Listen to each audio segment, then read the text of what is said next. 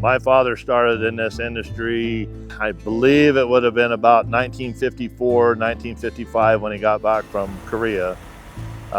He started out as a log truck driver.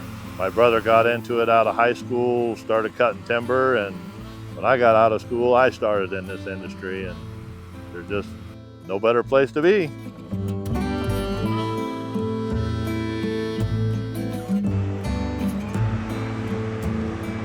I remember as a child the amount of prosperity that existed within our rural communities. There was a lot of timber dollars flowing back in the day.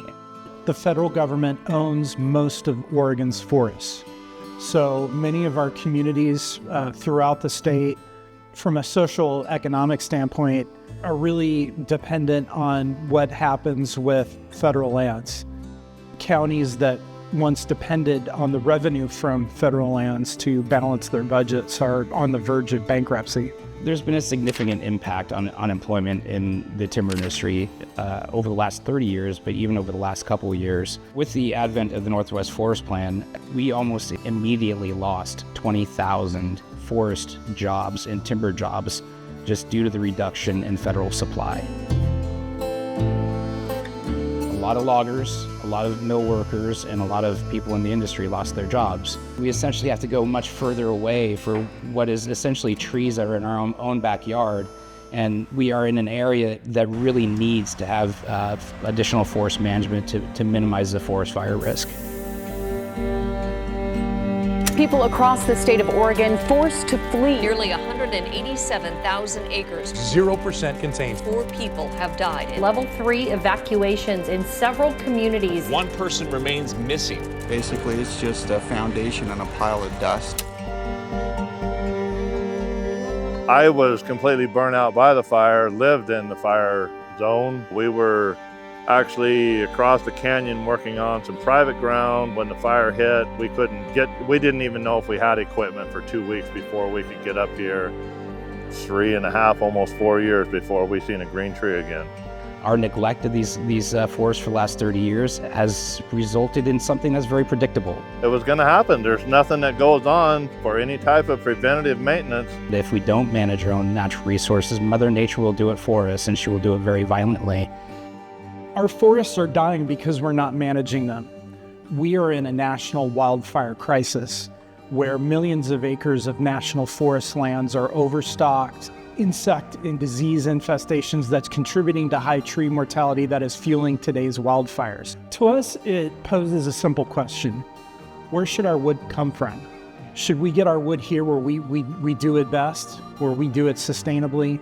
Or should we continue what we're doing and outsource our wood to other places that don't share our science, don't share our environmental standards, aren't as concerned about sustainability?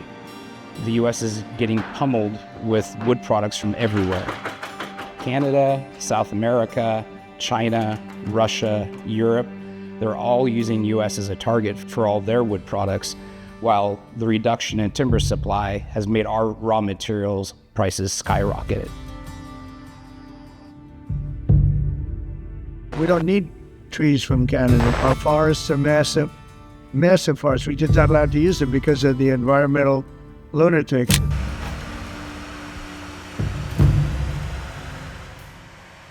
We've already begun contracting, public-private partnerships, ensuring that we're able to do what needs to get done to hit that 25% increase that the president called for in his executive order. And it's going very, very well.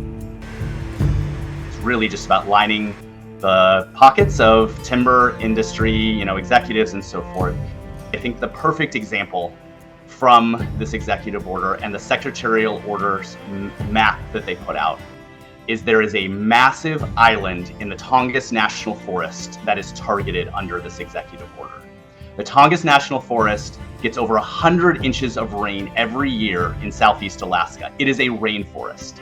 How can you argue that you should be logging without any community input, without any environmental review, an area that is a rainforest for quote unquote wildfire reasons? It just doesn't make any sense. I think it's also important to note that when you are gutting our Forest Service funding and their employees to the bone, including wildfire responders, there is no way that you are going to be able to get to 125% in a smart, reasonable way. They're going to go after the biggest, oldest trees that are the best at protecting communities, as opposed to focusing on the small stuff that are the most threatening to communities, because they don't have the staff to go out and actually do site-specific analysis to say this site or this place or this tree will actually protect communities.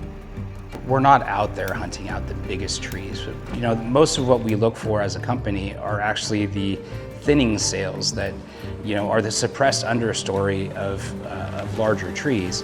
Because those are suppressed trees that grow a little bit slower, and so they have a lot more density. They allow us to make a lot more precise engineered wood products.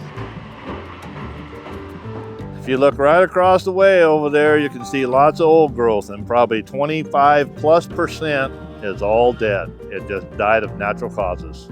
And what's over there has a lot of rot, and it has white speck, and it's not very desirable for any of the timber. One of the reasons we're even in this position where our timber industry has struggled so much, especially under the last 4 years under Joe Biden, but certainly under the 8 years of Barack Obama. I mean, part of that is because these environmental groups basically have driven the decision-making on our forests, on timber production for a huge stretch of time. We are not opposed to thinning. We are opposed to logging and thinning that is going to destroy the environment. You can't put a tree back up when you realize that you've cut the wrong way or the wrong tree or the wrong place. It's too late. Is the status quo really working for our country? We're burning millions of acres of forests every year because we're choosing not to manage them. Should we continue on this trajectory of choking on smoke every summer? Or should we actually care for our public lands using the best available science and most advanced forest practices to do what's right for our forests? These lands that these executive orders address are the lands that we all own. The fact that they are being handed over to the industry in a cynical way that's not going to actually do anything to address the wildfire crisis is something that everyone needs to know, and that there are solutions. When you couple that with the gutting of the good federal workers at the Forest Service, this is going to mean that our forests are going to be sold out to the highest bidder. I hope that something good can come from these tragedies, that the politicians can finally get on the side of supporting our local citizens through good, hard work in the forest, where people can have a little bit of sawdust in their veins and a little bit of dirt underneath their fingernails and really start working to take care of these natural resources.